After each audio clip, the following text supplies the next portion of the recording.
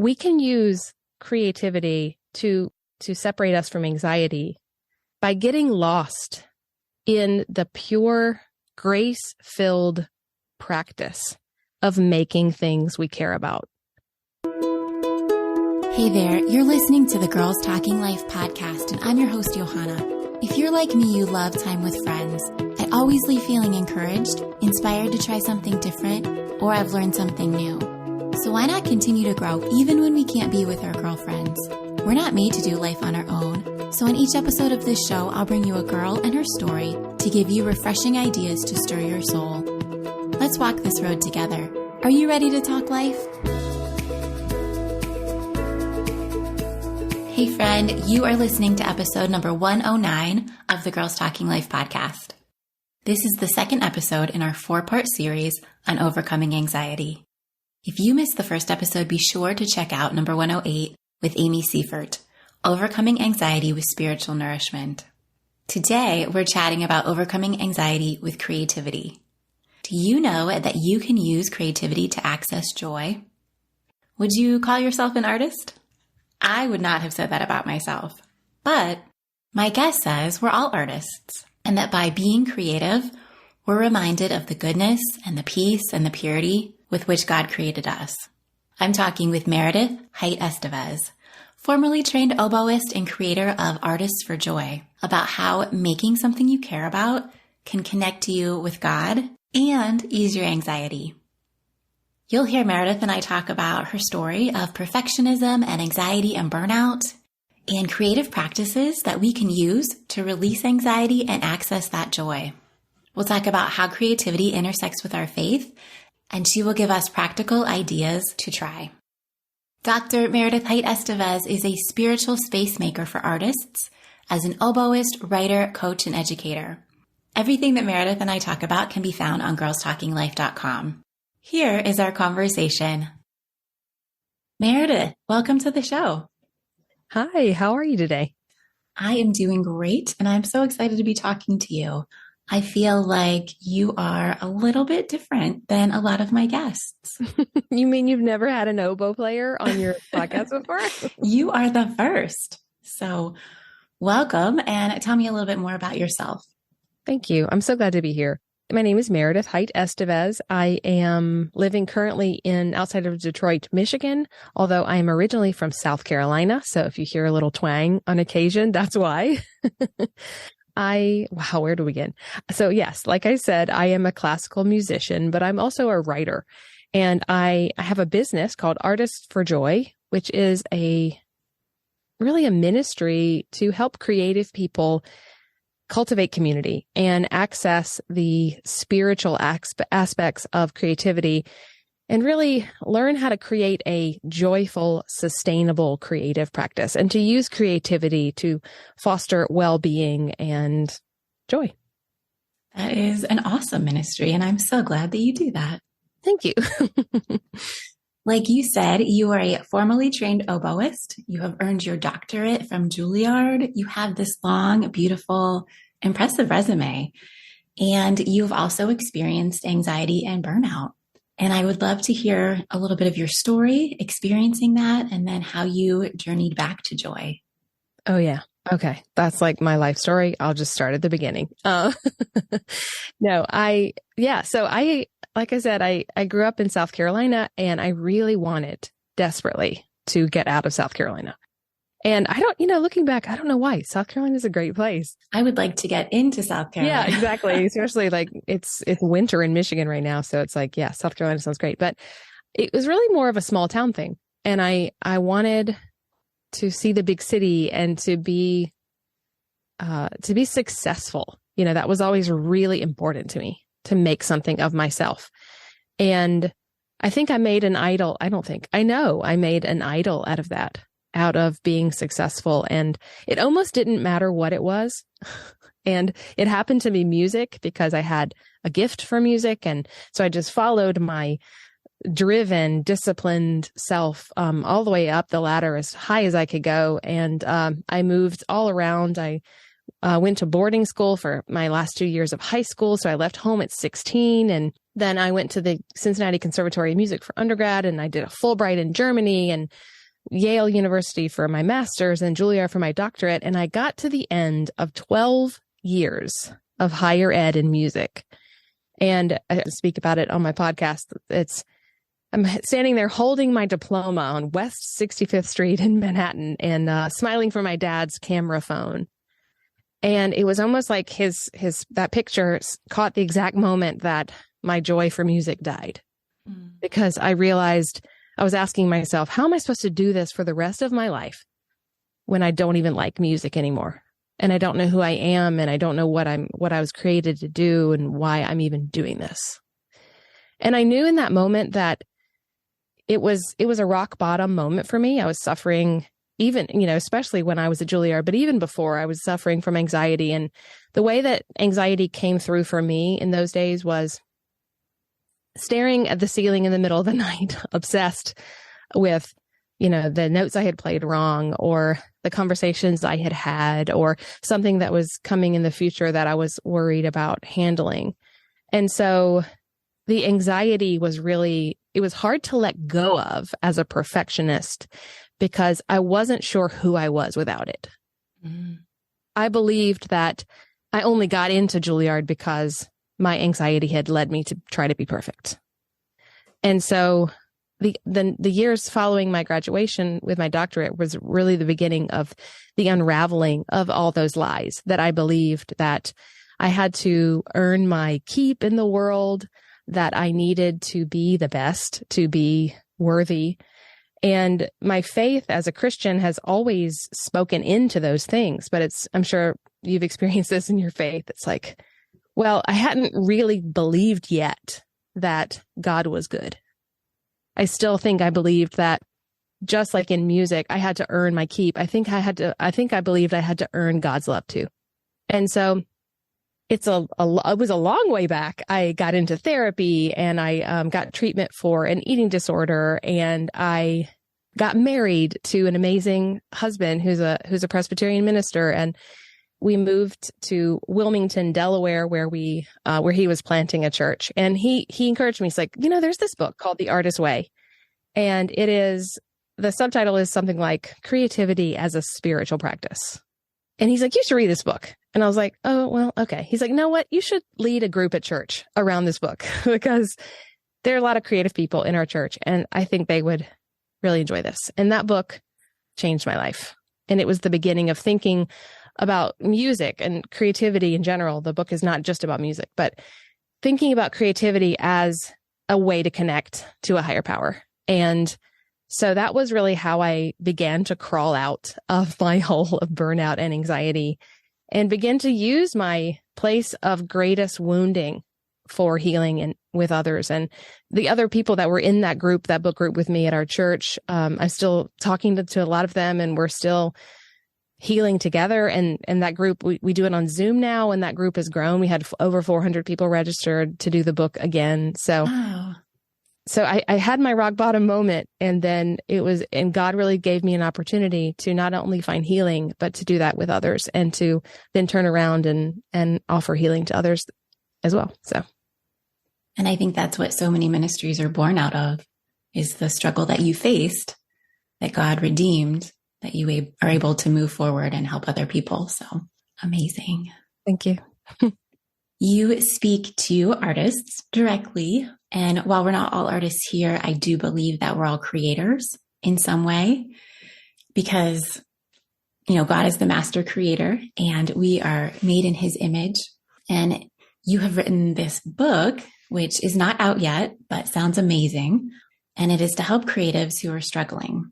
And you lay out some common areas of resistance and struggle. What are a couple that you can tell us about now? Well, I think those go across the board. A lot of people who read my work and listen to my podcast are like, this isn't just for artists. And it's like, well, I actually believe that we are all artists. Ah, okay. If that is a word you don't connect with, then try on a creative and think about the ways that you have been creative already today. You chose which shoes to wear. You chose which eyeshadow to put on your eyes, right? Like those are creative decisions. I bet many of the people who listen to this show are moms. You chose a creative way to help your child get up the stairs and take a bath last night. For me, I always say, let's hop like a bunny instead of go up the stairs now, right? So creativity is a way for us to access joy because it reminds us of the goodness and the peace and the purity with which God created us. And I like to think about, Genesis 1 as a party of God and the Holy Spirit and all of them together creating this beautiful tapestry because they can. And God didn't need just one flower that's pink. It's like abundant. It's abundant. And so creativity is truly a choice of abundance. And so I want everybody who listens to this podcast to think of it that way, that maybe you don't get artists in your email signature yet, but to look at the ways in which you're creative in your life and how it brings you joy already. The common areas of resistance for people when they think about their creativity, I think, are imposter syndrome, which, we are all thinking I'm a fraud. Even with my writing my book, I'm thinking about I'm not really a writer because I have 4 degrees in music, right? So imposter syndrome is a big one. Negative self-talk is another one, which is related to imposter syndrome, but looking at the ways that we all have this inner gremlin. And when I coach artists, I work to help them turn up the volume of the inner champion. And so we also have a positive inner dialogue that we can turn up. I know a lot of other artists who struggle with substance abuse issues. And, there's a statistic that I won't quote now because I don't want to get the number wrong, but a large number, more than half, 50% or more artists, creatives have struggled with substance abuse issues. And so I think we look to cope with anxiety. We look for those unhealthy habits. And so in my life, it was restricting my eating. And what I learned through therapy for that was to go, instead of coping with an unhealthy way of restricting and controlling, to cope instead with healthier coping mechanisms like connection and therapy and medication and, all the things that bring comfort and self-care. So those are just a few. And so I want to train creatives and artists in general to think of their life as a spiritual life. I mean, I think so many of us are like, well, it's music, you can play the notes right or you can play the notes wrong. And I know in my training, I really got a lot of that. It's very black and white. But where I found my joy and my healing is remembering that God speaks in a still small voice, and we have to listen deeply to our own inner voices and our own inner dialogue, and quiet our own selves long enough to hear God's guidance in our lives. And so when we have these toxic teachers or these mentors that bring really authoritative voices that are very loud, they can actually drown out God's voice.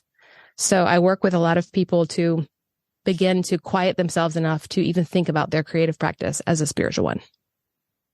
I love that you defined an artist in that way, because I would have never called myself an artist, Merideth.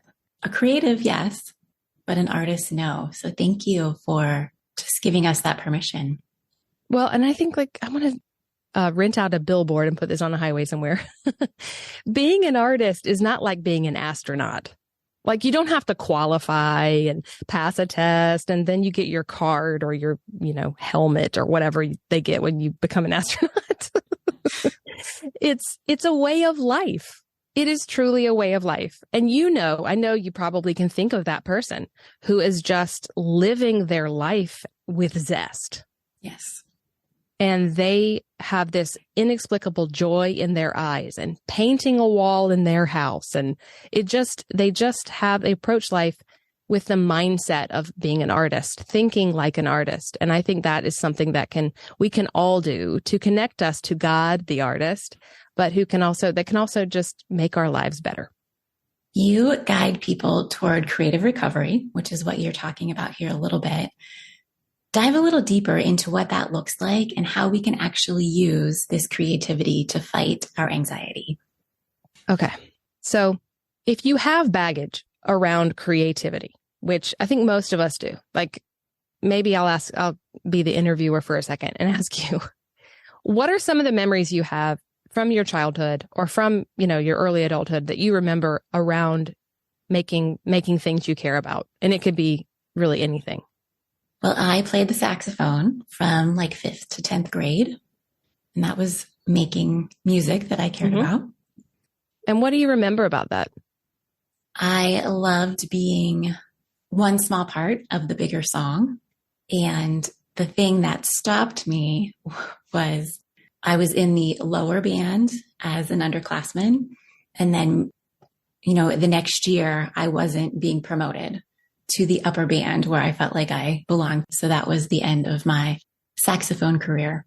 See, that is a really great story. And I mean, we didn't talk before this, guys. She just told me this. Okay. That's a perfect example that a lot of times, and no shade on band programs or school, people are doing the best that they can, but it is too bad that we so often begin using hierarchies like that. And honestly, I mean, and you might think this is too hard of a word, but it's almost using shame as a motivator. And like, if you don't make this band, you're not in the top band, right? That shame. And I can say that I was motivated by shame to get into Juilliard. That was because I didn't, and I remember my teacher saying to me, well, you don't want anybody to say this or that about you, or you don't want to be one of those people who doesn't get a job, or, and so there was never grace. It was always shame. And so we set up those hierarchies even for ourselves as children, that if your art doesn't look like little Mary's art who's sitting beside you, you don't feel like you're valuable there. And then all you need is a teacher to tell you, to confirm that belief you already have in yourself. So we all have these stories, and most of them, thank God, are, not serious, right? And I don't know if you think that often about that you wish you hadn't quit the saxophone. I don't spend a whole lot of time thinking of that, no. Right. But we often do believe that we're not qualified. And so there's some qualification. And so we can use creativity to separate us from anxiety by getting lost in the pure, grace-filled practice of making things we care about. And so if I was coaching you, I would encourage you, I would first ask, do you still remember how to read music? Probably a little bit. Okay, great. And if you didn't, I'm just wondering what your starting point is. I would encourage you, if you wanted to use your creativity to work on your anxiety, to grab some music and sit down at a piano or a keyboard or even something online. I want to create like as few obstacles as possible, and just play, get lost in playing. And, it's no coincidence that we use the word in English to play music, right? And we don't mean that. What we really mean is to practice music, but I want you to play music and have fun and get lost in that. And if it's not going to be music, and if you're listening to this, you're like, I have no musical experience or talent or interest in that, then go for baking cookies, or go for, I see you have books behind you, like organize your books in a really beautiful way. Take a moment to get lost in making something you care about. And that will help you release some of that anxiety by busying your mind and your hands with a worthwhile, joyful pursuit. And you don't have to go and turn it into a side hustle or share or sell your cookies online or whatever. Like, resist the temptation to do that, actually, and reserve some sort of creative practice just to get lost in, to feel the connection to God, who is there in the spiritual act of creativity. I am taking a quick pause to let you know about the show's sponsor. Every day, we are inundated with words and messages that cut us down, filling our hearts and minds with lies that only bring doubt, anxiety, and heartache. But the scriptures are full of God's truth and his promises to us. so there is no better way to encourage our hearts than to focus on His Word. Hide and Seek Scriptures takes it a step further by personalizing these truths and putting your name in the verse, making it that much harder to ignore. The verses are a paraphrased version with your name inserted, providing words of encouragement and truth for your heart to easily grab onto and hold tightly each and every day. I have the Rest in His Grace set. I keep them on my dresser and I read my verse for the week almost every day while I'm getting ready in the morning. It's powerful to have your name included, and it is a lovely way to help write God's Word on your heart. Hide and Seek Scriptures is giving Girls Talking Life listeners, that's you, 15% off their first order with the promo code GTL15. Go to hideandseekscriptures.com and use code GTL15 for your first order. You can also find the link and the code in the show notes. Now back to my conversation. You call yourself a spiritual space maker and you work in interfaith spaces. Tell me more about that work and how creativity intersects with our faith. Well, the Artist's Way is a book that was written sort of adjacent to the movement of Alcoholics Anonymous. And so Julia Cameron, the writer, has spoken about how she was in recovery for alcoholism. And the book was sort of an answer to a creative recovery book, right? And so anybody who knows anything about AA knows that it is truly a spiritual program, that it's only in thinking of yourself in relationship to a higher power that you can see your place in the world and begin to heal, because you believe that there is a healer. And so for me, what I do for creatives is really similar. When we create space with the Artist's Way book is an amazing opportunity, because people from all faiths come to have those conversations. And I grew up Christian and I'm married to a pastor, and I'm a definite Christian person.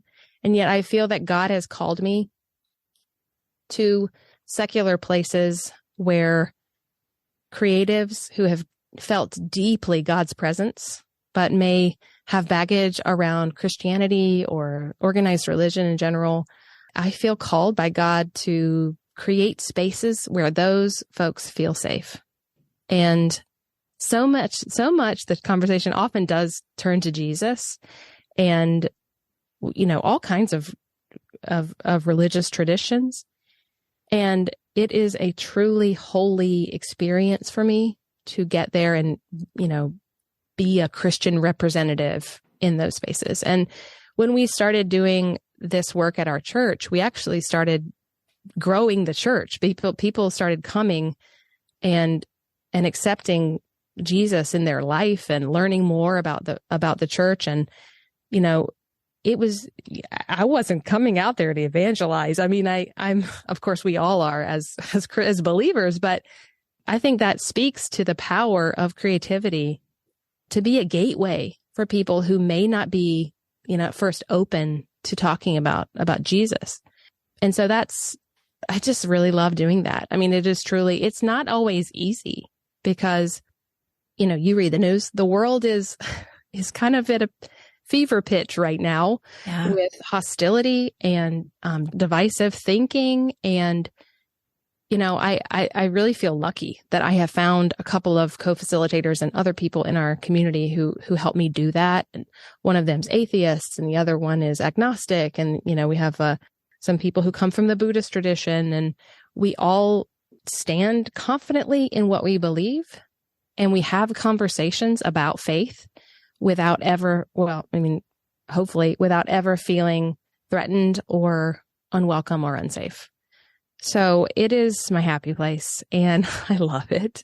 And it's not for everyone. I mean, a lot of people don't feel safe in those kind of atmosphere, and they really want the belief of other Christian believers around them to fortify their faith. And both of those things have their role in your life. But for me, I'm really blessed by creating these spaces for people who aren't necessarily Christian. It's amazing work. And I'm so glad that you are in that space and that you feel, even if not all the time super comfortable, you feel confident in what you're doing. It's been a challenge. I mean, I'm learning a lot. And honestly, my pastor husband has helped me because it is really easy to go along. I'm a people pleaser person. I don't know if you're like that, but I like to not ruffle anyone's feathers, right? And to be able to not ruffle anyone's feathers, because you're going to ruffle people's feathers, but to do that in a way where you can still stay true to who you are. It's been a steep learning curve, but I wouldn't have it any other way. I really love it.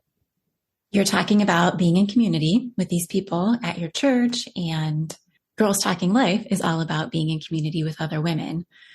So have you found that spending time with other creatives, other like-minded and sometimes not like-minded people has helped you with your mental health? Absolutely.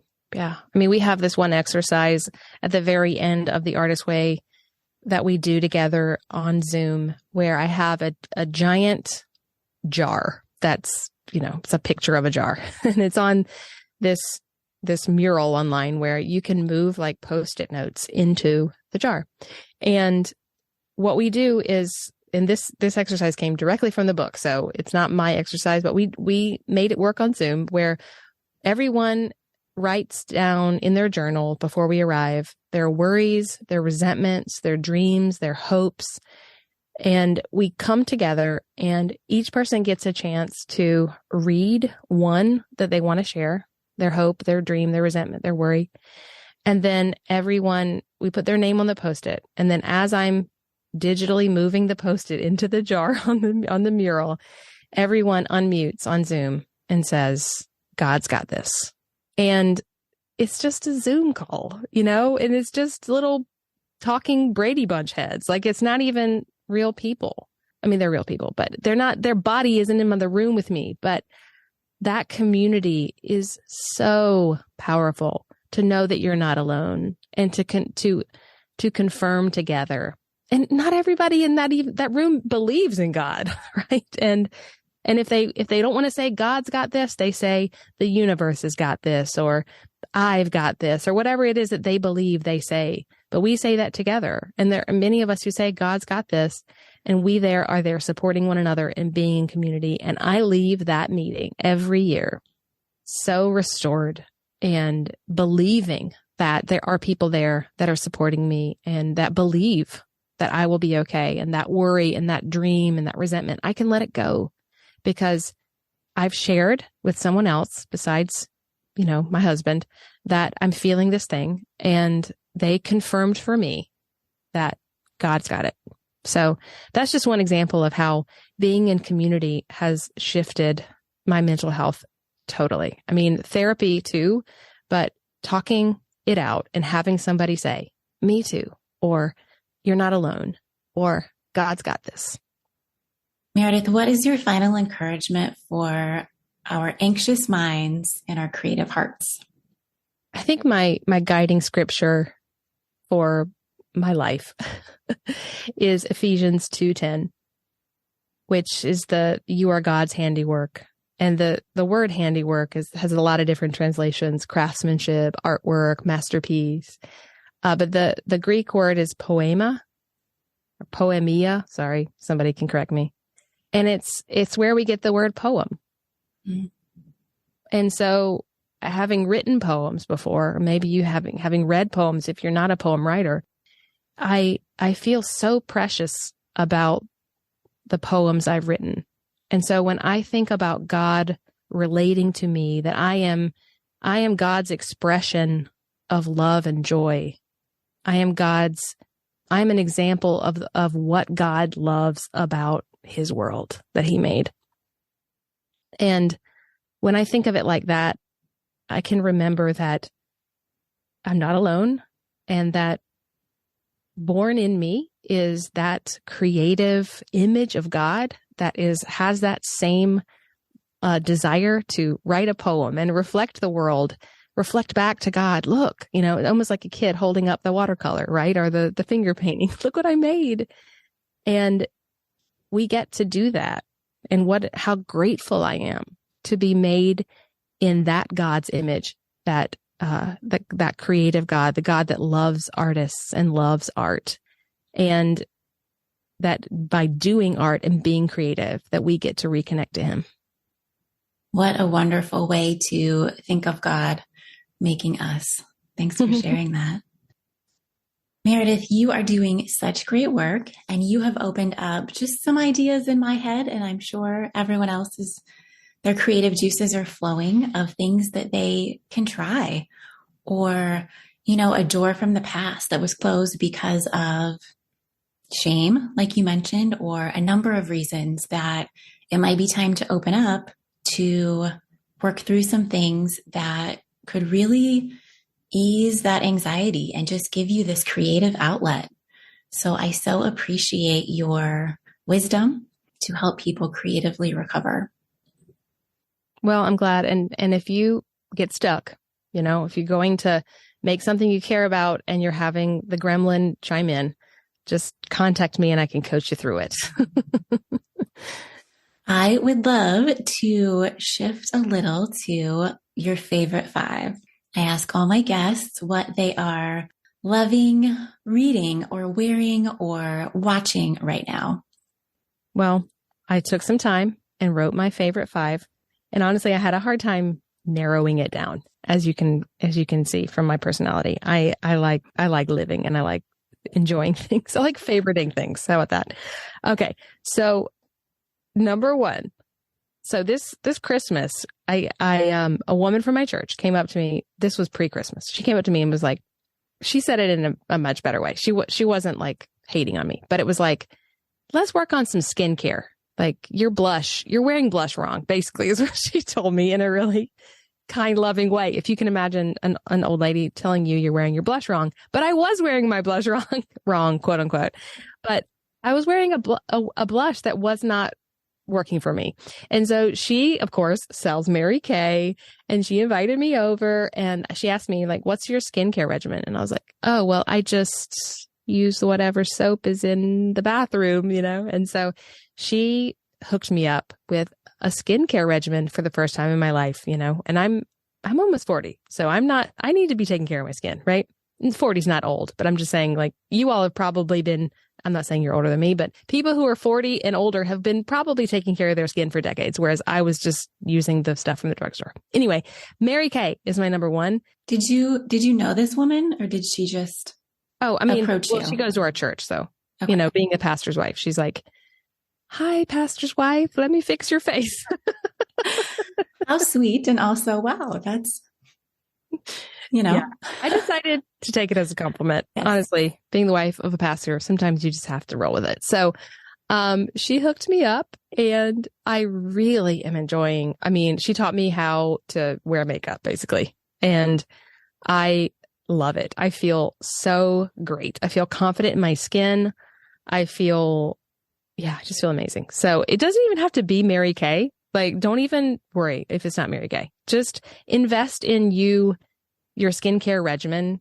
And that doesn't necessarily mean just buying a new lip gloss. Like, find the creams and the potions that make you feel like yourself. So, and that can be a creative thing that you do. Totally. Yeah. Watch some YouTube videos of like making a cat eye or whatever. Just don't put your blush like too close to your nose. Okay. So number 2 is, Oatly full fat milk, Oatly oat milk. Okay. My son, I have a 5-year-old daughter and a 2-year-old son, and my son was born with a dairy intolerance. So I was breastfeeding him, had to cut out all dairy. It was horrible. But the cool thing was I started drinking oat milk in my coffee and I love it. Oat milk is so yummy. It's actually, I prefer it. I can drink milk now because I'm not breastfeeding him anymore, but Oatly full fat oat milk froths just like regular milk. Nice. Okay. Number 3, the podcast Pray As You Go. I've heard of this. You've heard of this. Okay. You are not the first person to say this is a favorite. Okay, good. Yeah. So it's from the Jesuit tradition. So if you're not like a liturgical church person, it might not be for you, but great music, quick little, meditative scripture moment every morning. I use that. Number 4, if you don't know anything, if you're like, what is the oboe? And you're like Googling the oboe, you don't listen to classical music and you're not into that. You don't remember anything except your music Capri person that you took in college, whatever. So my favorite sort of mainstream classical thing happening is this group called Brooklyn Classical. And the pianist, Marnie Laird, is a Juilliard grad, and her husband, can't think of his name right now, he's a cellist. But what they do is they create these videos of classical hits, quote unquote, Okay. for strings and so, and then they do covers as well, instrumental covers of popular music too. So it's a great like gateway for people who are like, I don't really know if I'm into this, but want to explore classical music a little bit. So their YouTube channel, Brooklyn Classical, Brooklyn Duo, is just great to put on while you're like making dinner or you're, hosting a party. It's like great background music and just relaxing meditative music. So That Brooklyn sounds Classical. great. And then number 5, old school, walking. Walking. I used to run marathons, which if you learned anything about my personality, that fits with my personality because you can't just have to run 26, 22 miles. But after I had my son, I had a neuroma in my foot from all the swelling. And so I kept trying to run and I kept having pain in my foot and I could not run. And it was so depressing because I had really felt this deep release of anxiety, for example, when I was running and doing like 30 miles a week. And I just could not do that anymore. And I just threw out the baby with the bathwater and was like, well, I'm not going to exercise anymore because I can't do the exercise I like. And instead, I decided to start walking for 30 minutes a day, sometimes 45, and it can be on the treadmill at the gym if it's too cold. It can be around the neighborhood. It can just be around the house. I mean, it's just moving my body. Just because you can't, go and do CrossFit or you're not in shape enough to do a bar class, just walk. Like there is peace to be found in just the simple act of walking. So that's my number 5. I love those. And I totally agree.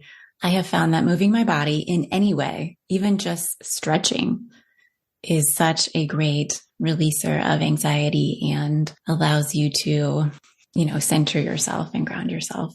Yeah. Well, and when I'm writing a weekly podcast episode and I'm, producing content like we do when we do these things, like my ideas come to me when I'm praying and walking and like truly. And without that movement, I just feel actually just more stressed out because I don't have any ideas. I just have to go move to get an idea. Right. Thank you, Meredith, for sharing your favorite 5, for sharing all of your lovely wisdom with us. I so appreciate you coming on today. It was great to be here. Thank you so much for inviting me. Where can people find you if they want to know more or work with you? I would love to talk to you online. So you can find me on Instagram at Artists for Joy. That's plural, artists for joy. That's the main place that I hang out.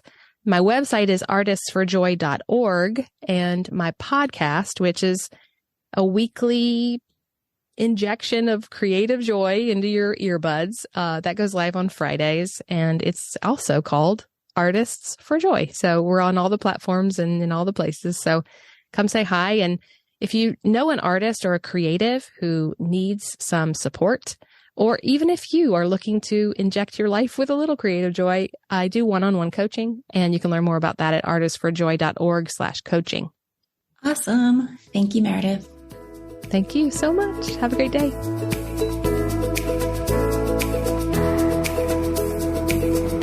Meredith gave so many good ideas on ways to be creative.